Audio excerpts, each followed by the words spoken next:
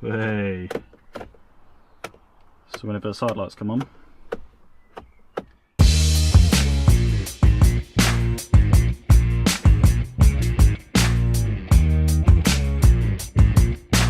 What you saying, YouTube? Today I'm going to install some Footwell LEDs on my Fiesta ST and give you a little how-to video.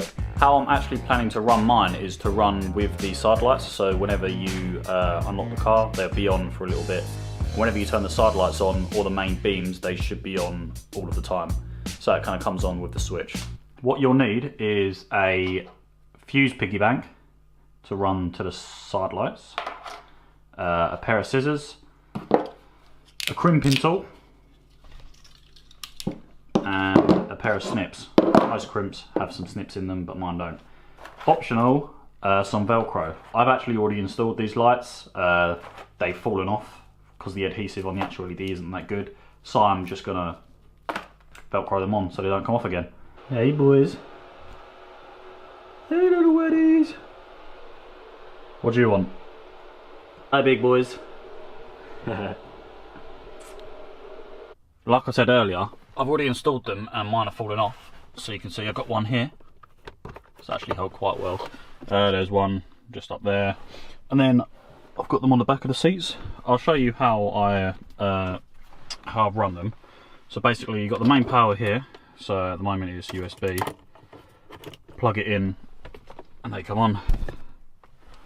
But I want them to come on whenever you do the side lights. So how I run them was, you've got two cables there. First one tucks it in the trim and literally hid the cable up here. Then stuck it there. Pretty much the same here. Cable here, hid it. And then just tucked it away at the back there. With the two here, I've run the cable all the way down this trim here. With this, you can just pull it up and you'll probably see, oh no, it's hidden quite well. They are tucked, oh, the strap's in the way. They are tucked underneath the trim and you can have access here so you can properly hide them away. So I've literally run them there and you can see come out here and, oh, this one's kind of come out a bit.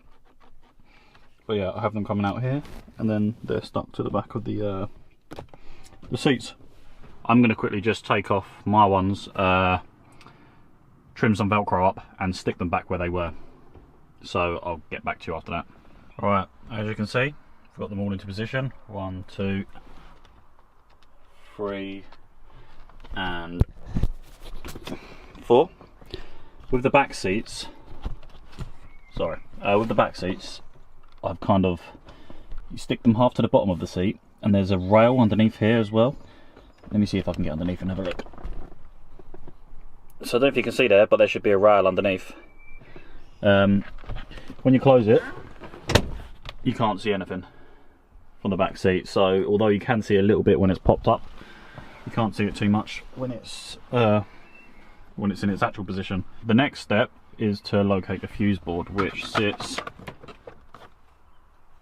under here. There's like these little clips that kind of just pull off each side. Not really a clip, it's just like a hold of it. It does sometimes take a little bit to get it out, but if you pull hard enough, like I've shown you, it will reveal the fuse board. Now on the back of the, that's upside down a second, on the back of the glove box there is, as you can see, a diagram of what fuses do what. We need, I believe, these two here, which are number 22 and 23. Oops, that's all that. 22 and 23. That sign is the same sign as that. So I think they're fused individually. So I'm going to run it just off of the right one. So I'm going to use 23. My plan is to later on Velcro this, because it's got the receiver for the remote, tucked away here, so the wire's kind of accessible, and then run the power back through up to the fuse board with the piggy back fuse on the end. What you need to do is trim the USB power, which comes off of the receiver, so that goes into the receiver. This is the USB power. So grab your snips, Snap. Now I've just realised you'll actually need a pair of wire strippers as well. Right, I jumped a bit ahead, but I've stripped it and basically run it from here up below here to the fuse board, because you're going to need to trim it from, is it going to focus, from about here, then have an extra length of wire running to a ground. So I'm going to cut it here, then run the ground. Once you've stripped your lengths, you've got your live and you've got your earth. What I've done, I don't know if it can focus, but I've basically stripped a little bit extra and then folded it over itself and kind of given it a little twist, just so when you get the piggy bank, it gets enough purchase. So I might go off camera for this. Let's see.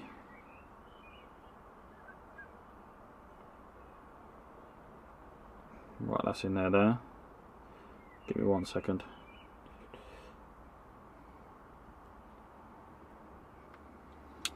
The part you don't want to mess up.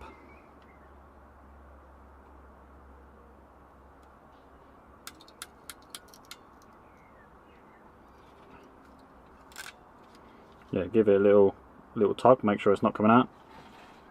There we go. Now you want to put the first fuse in the first fuse holder, the one that's the inline fuse for this. I don't know if you can see too well, but I've basically used the ground that the fuse board goes to. So I've got the ground there. I'm going to tuck the wires up here and then run the piggy bank to the sidelight fuse, which I'm just going to take out and plug into here and then throw it back in there. We're about to plug it in and see if it goes with our sidelights. Here we go. Right.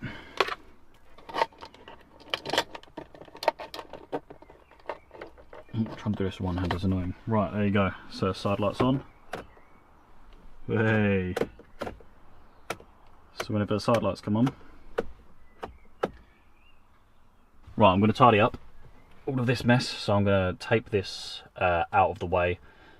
Make sure this is ran all the way along there and nothing's going to get snagged on the actual glove box. Right, all done, all hidden.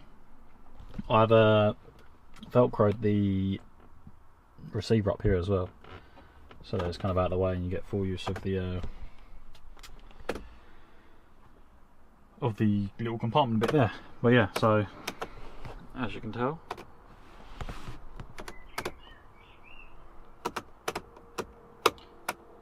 and the last test I want to do is lock in the car, because my side lights go on when you lock the car and when you unlock the car. So yeah, look. So in the night time, you get greeted with the lights on. Thank you for watching. I hope that it does help some of you out there. I know it isn't that good of a guide. It's just me doing it whilst I'm kind of telling you what I'm doing. One thing I would say is some people don't like playing with their fuses without the battery off. I'm not bothered. It's your own risk. I would, if you want to be completely safe, just disconnect the battery before you do all of this. I didn't, but it's something that you should do potentially. Again, thanks for watching, and I'll catch you next time.